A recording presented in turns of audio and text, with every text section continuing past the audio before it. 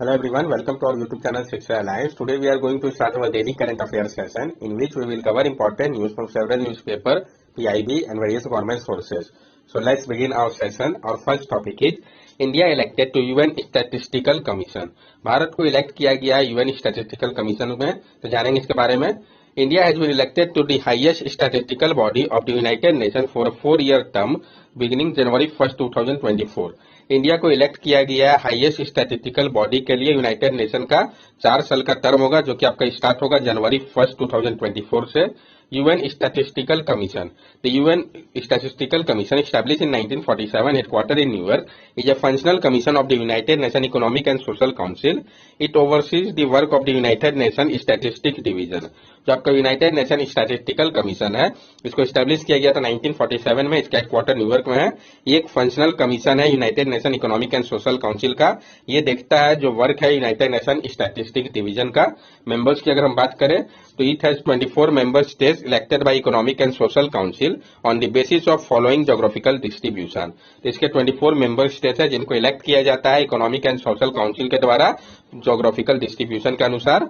African state से 5, Asian state से 4, eastern European state से 4, Latin American and Caribbean state से 4 और western European and other state से 7 कंट्रीज. नेक्स्ट टॉपिक हमारा फर्स्ट इवर एंटी स्पाईवेयर डिक्लेरेशन. तो जो पहला एंटी स्पाईवेयर डिक्लेरेशन किया गया इसके बारे में हम जानेंगे. The US and 10 other nation, India is not part of it, issue the first इवर significant anti spyware declaration. US और 10 अदर नेशन ने मिलकर इश्यू किया है पहला इवर सिग्निफिकेंट एंटी स्पाईवेयर डिक्लेरेशन को. इंडिया इसका पार्ट नहीं है. ये इंपॉर्टेंट है कि इंडिया इसका पार्ट है कि नहीं. मकसद क्या है इसका? The declaration seeks to realize the importance of stringent domestic and international control on the proliferation and use of this technology. ये जो डिक्लेरेशन है ये रियलाइज कर रहा है जो इम्पोर्टेंस है स्ट्रिंगेंट डोमेस्टिक और इंटरनेशनल कंट्रोल का, प्रोलिफरेशन को लेकर और यूज को लेकर इस टेक्नोलॉजी का. जरूरत के ऊपर इस टाइप के डिक्लेरेशन की. तो threat pose by the misuse of commercial spyware, example Israeli software Pegasus, hermit spyware etcetera. जो खतरा बना हुआ है जो मिसयूज हो सकता है कमर्शियल स्पाईवेयर का, जैसे कि आपका इजरायली सॉफ्टवेयर पेगासस हो गया, हर्मिट स्पाईवेयर हो गया, इस कारण इसकी आवश्यकता पड़ी. कंट्री जो कि इन्वॉल्व है इसमें तो Australia, Canada, Costa Rica, Denmark, France, New Zealand, Norway, Sweden, Switzerland, United kingdom and United state. तो आपको पता चल गया जो सारे कंट्रीज के नाम ये इंपॉर्टेंट है. तो कौन कौन से कंट्री है? Australia, Canada, Costa Rica, Denmark, France, New Zealand, Norway, Sweden, Switzerland, United kingdom और यूएस. स्पाईवेयर होता क्या है? Spyware is software with malicious behavior that aims to gather information about a person or organization and send it to another entity in a way that harms the user, for example by violating their privacy or endangering their device security. Spyware एक software होता है जिसका malicious behaviour होता है, जिसका मकसद होता है गैदर करना इंफॉर्मेशन को पर्सन या ऑर्गेनाइजेशन का और भेजना दूसरे एंटिटी को इस तरीके से कि वो हार्म कर रहा है यूजर को, जैसे कि वायलेट करना उनके प्राइवेसी को या खतरे में डालना उनके डिवाइस के सिक्योरिटी को. नेक्स्ट टॉपिक हमारा trouble for the gulf of Mannar island. तो जो ट्रबल हो रहा है गल्फ ऑफ मन्नार आइलैंड के लिए समझेंगे इसके बारे में हम. A new study has revealed that an alien invasive plant is threatening to pulverize native vegetation across 21 islands in the Gulf of Mannar Biosphere Reserve. एक जो नया स्टडी है इसमें पाया गया है कि जो एलियन इन्वेसिव प्लांट है ये थ्रेटन कर रहा है पुलवेराइज नेटिव वेजिटेशन को 21 आइलैंड में gulf of Mannar biosphere reserve का. What is causing threat to the island? क्या थ्रेट क्रिएट कर रहा है इस आइलैंड के लिए? तो प्रोसोपिस कैलनेनिस, a drought resistant plant native to the arid region of South American country. जो आपका प्रोसोपिस कैलनेंसिस है जो कि एक ड्रॉट रेजिस्टेंट प्लांट है, ये नेटिव है आपका एरिड रीजन में साउथ अमेरिकन कंट्री के ये पाया जाता है. The coral reef has been destroyed in several places near this island although coral quarrying for industrial purpose has been outlawed. जो कोरल रीफ है वो डिस्ट्रॉय हो रहा है बहुत सारे प्लेसेस में इस आइलैंड के, और जबकि कोरल क्वेरिंग जो है इंडस्ट्रियल पर्पस के लिए वो आउटलोड कर रहा है. Human settlement through no permanent have also impacted this island. और जो ह्यूमन सेटलमेंट है जो कोई परमानेंट नहीं है वो भी इंपैक्ट कर रहा है इस आइलैंड को. नेक्स्ट टॉपिक है हमारा fish swimming more than 8 kilometre under water. तो हम जानेंगे फिश के बारे में जो कि स्विम करता है more than 8 kilometre under water के. तो ये जो फिश है इसके बारे में डिटेल्स में जानेंगे. The fish, a type of snail fish, was filmed at a depth of 8,336 meters in the Izu Okasawara Trench, south of Japan, using a robotic lander submarine. जो फिश है ये टाइप है कि स्नेल फिश का, जिसको film किया गया depth में आपके 8,336 मीटर का. कहाँ पे? तो इजू ओगासवारा ट्रेंच में साउथ ऑफ जापान के उपयोग करके रोबोटिक लैंडर सबमरीन का. इस स्नेल फिश के बारे में हम जान लें। Snail fish belong to the family of marine ray finned fishes. जो स्नेल फिश होते हैं वो बिलोंग करते हैं family of marine ray finned fishes को। नंबर ऑफ स्पीसीज इनका कितना है, तो over 1600 species of snail fish in the world and most of them can be found swimming in the shallow river. 300 से अधिक स्पीसीज है स्नेल फिश का world में, और ज्यादातर जो है वो पाए जा सकते हैं, वो स्विम करते हैं शैलो रिवर पे। एक्सट्रीम कंडीशन की अगर हम बात करें, some snail fish have adapted to the live in the freezing cold water of the Arctic and Antarctic and in the extreme pressure condition is the world deepest underwater trenches। कुछ जो snail fish है उन्होंने adapt कर लिया है कि वो रह सकते हैं एक्सट्रीम फ्रीजिंग कंडीशन में भी, आर्कटिक और अंटार्कटिक के, और एक्सट्रीम प्रेशर कंडीशन में भी, वर्ल्ड के डीपेस्ट अंडर वाटर ट्रेंच में भी। How do they survive under such immense pressure, वो कैसे सर्वाइव कर जाते हैं इतने ज्यादा इमेंस प्रेशर पे भी। These deep water snail fish have squishy gelatinous body which help them to survive the crushing pressure। ये जो डीप वाटर स्नेल फिश होते हैं उनका स्क्विशी जेलेटिनस बॉडी होता है जो मदद करता है उनको सर्वाइव करने में क्रशिंग प्रेशर को भी। They don't have a swim bladder, an organ found in most fish which control their ability to float। In terms of food, these fish are little vacuum cleaner that suck up scraps and tiny crabs on the ocean floor। उनके पास swim bladder नहीं होता है, जो कि एक organ है जो कि पाया जाता है ज्यादातर फिश में, जो कंट्रोल करता है उनके एबिलिटी को फ्लोट करने के लिए। और फूड की अगर हम बात करें तो ये जो फिश होते हैं वो लिटिल वैक्यूम क्लीनर के जैसे होते हैं, ये सकअप करते हैं स्क्रैप को या टाइनी क्रैब्स को ओशियन फ्लोर से। नेक्स्ट टॉपिक है हमारा इंडिया डिफेंस एक्सपोर्ट। तो जो भारत का डिफेंस एक्सपोर्ट है इसके बारे में हम जानेंगे। India defence export have increase 10 fold in the last 6 year from about 1500 crore in 2016-17 to nearly 16,000 crore by 2022-23। India का जो डिफेंस एक्सपोर्ट है इसमें 10 गुना का बढ़ोतरी देखा गया है लास्ट 6 ईयर में ही, तो आप समझ सकते हैं ये ट्रेमेंडस अचीवमेंट है हमारा। 15,000 करोड़ का 1500 करोड़ का था ये 2016-17 में, ये बढ़ के आपका 16,000 करोड़ हो गया 2022-23 पे। ये स्टेटस क्या है इंडिया का डिफेंस एक्सपोर्ट का? India export to 85 countries. India जो है वो एक्सपोर्ट कर अपने डिफेंस प्रोडक्ट को 85 कंट्रीज में। टॉप 3 रिसिपेंट कौन से हैं? तो म्यांमार, श्रीलंका और Armenia. Number of firms involve, जो नंबर ऑफ फर्म्स है जो कि इन्वॉल्व है इसमें, तो 100 से अधिक फर्म्स है जो कि इन्वॉल्व है। टारगेट की अगर हम बात करें तो $5 बिलियन का टारगेट है भारत का 2024-25 का। कुछ जो स्कीम है डिफेंस एक्सपोर्ट प्रमोशन के लिए जो कि गवर्नमेंट के द्वारा चलाया गया है, तो इंस्टीट्यूशनल लेवल पे formulation of defence export strategy, defence export steering committee and export promotion cell, ये इंस्टीट्यूशनल लेवल पे है। Negative list, India has formulated a negative list of country for defense export by Ministry of External Affairs। India ने तैयार किया एक negative list of country को defence export को लेकर मिनिस्ट्री ऑफ एक्सटर्नल अफेयर के द्वारा।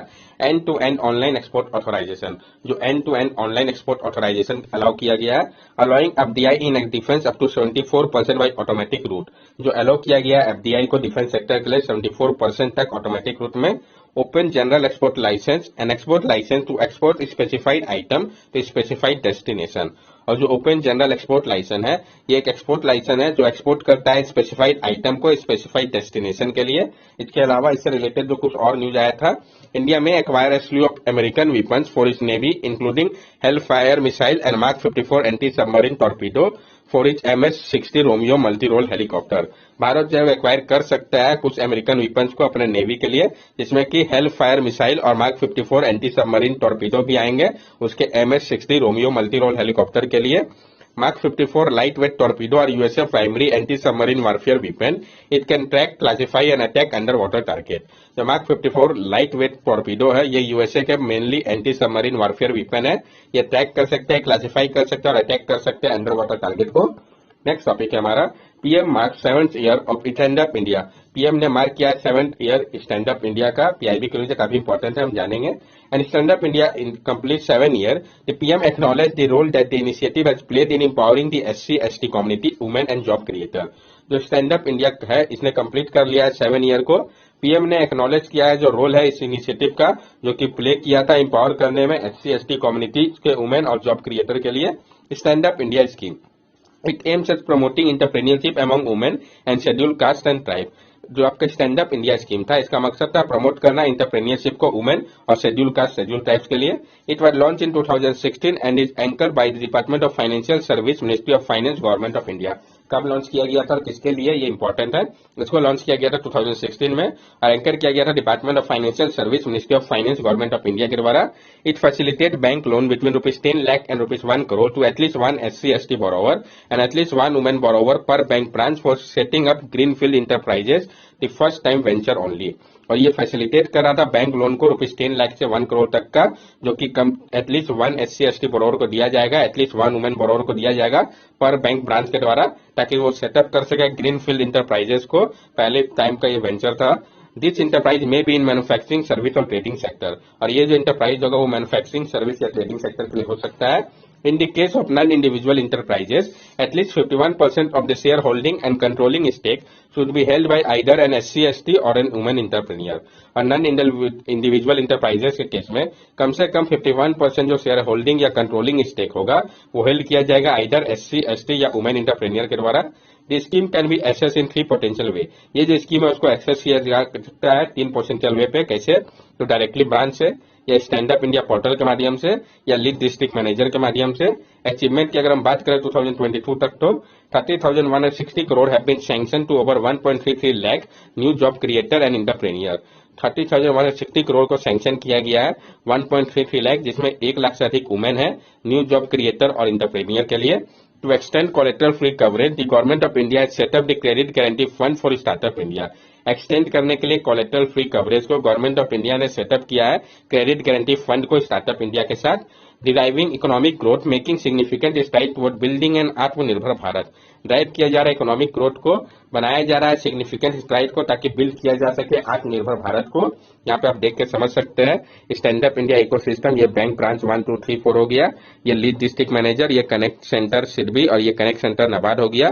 तो rural employment bye institute, vocational training centre, MSME development institute, state SC/ST department, financial corporation industry association, district industry centre, Dalit Indian chamber of commerce and industry, skilling centre, women entrepreneur association, इसके माध्यम से इस तरीके से इसको किया जाता है। Best practices for implementation of the scheme, जो बेस्ट प्रैक्टिस है इंप्लीमेंट करने के लिए स्कीम को, तो अवेयरनेस कैंपेन जिसको ऑर्गेनाइज किया गया, जिसमें मेलाज, फाइनेंशियल लिटरेसी कैंप एक्सेट्रा था। Hand holding pre and post sanction जो लॉन्च है, तो हैंड होल्डिंग किया गया बोरोवर्स का टारगेटेड कम्युनिटी के CM हेल्पलाइन क्वेरी रिजोल्यूशन के लिए, जैसे कि बुरहानपुर MP में किया गया।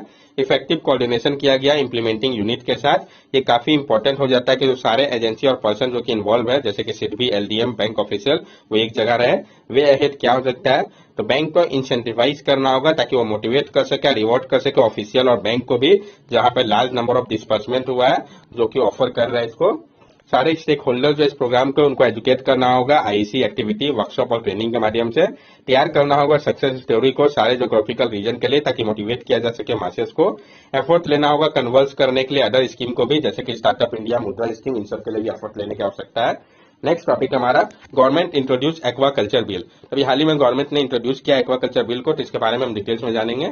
अभी हाल ही में coastal aquaculture authority amendment bill 2023 को इंट्रोड्यूस किया गया है। एक्वाकल्चर होता है क्या, पहले हम इसको समझते हैं। Aquaculture refer to the production of aquatic animal and plant under control condition. Aquaculture जो है इसमें प्रोड्यूस किया जाता है एक्वेटिक प्लांट और एनिमल को कंट्रोल कंडीशन पे। क्या पर्पस है इस बिल का, to amend the coastal aquaculture authority act of 2005, कि अमेंड किया जा सके जो कोस्टल एक्वाकल्चर अथॉरिटी एक्ट 2005 का, introduce by ministry of fishery, animal husbandry and dairying, इसके द्वारा इंट्रोड्यूस किया गया है। तो एक्वाकल्चर बिल है, इसलिए ministry of fishery, animal husbandry and dairying के द्वारा किया गया है। आवश्यकता क्यों पड़ी, तो seeking to decriminalise certain offences listed under the earlier 2005 act to promote ease of doing business, ताकि डिक्रिमिनलाइज किया जा सके कुछ ऑफेंसेस को जिसको लिस्ट किया गया था पुराने 2005 के एक्ट में, ताकि प्रमोट किया जा सके ईज ऑफ डूइंग बिजनेस को। ऑपरेशनल प्रोसीड्यूर की अगर बात करें तो फाइन ट्यून ये कर रहा है operational procedure coastal aquaculture authority के साथ। Promotion of environment friendly practice, ये प्रमोट कर रहा है एनवायरमेंट फ्रेंडली प्रैक्टिस को। ये प्रमोट करता है newer form of environment friendly coastal aquaculture, जिसमें कि cage culture, seaweed culture, marine ornamental fish culture, पर ऑयस्टर कल्चर भी आते हैं। एम्प्लॉयमेंट अपॉर्चुनिटी ये प्रोवाइड कर रहा है। इसका मकसद है क्रिएट किया जाए एडिशनल एम्प्लॉयमेंट अपॉर्चुनिटी को। एंटीबायोटिक यूज की अगर हम बात करें तो ये प्रोहिबिट करता है उपयोग को एंटीबायोटिक और फार्माकोलॉजिकली एक्टिव सब्सटेंस का, जो कि हार्मफुल है ह्यूमन हेल्थ के लिए कोस्टल एक्वाकल्चर पे, इसको ये प्रोहिबिट कर रहा है। Government initiative related to fishery, अब जो गवर्नमेंट के द्वारा इनिशिएटिव लिया गया फिशरी सेक्टर के लिए, जैसे कि आपका मत्स्य सेतु हो गया, fishery and aquaculture infrastructure development fund हो गया, ब्लू रिवोल्यूशन हो गया, marine product export development authority, किसान क्रेडिट कार्ड, प्रधानमंत्री मत्स्य संपदा योजना, ये सब का नाम आपको याद होना चाहिए। ये सारे इनिशिएटिव है जिसको लिया गया है गवर्नमेंट के द्वारा फिशरी सेक्टर को बूस्ट करने के लिए। That's all for daily current affair session. अगर आपको हमारी वीडियो अच्छी लगी हो तो हमारे चैनल सब्सक्राइब करें, हमारे वीडियो को लाइक करें और ज्यादा से ज्यादा शेयर करें।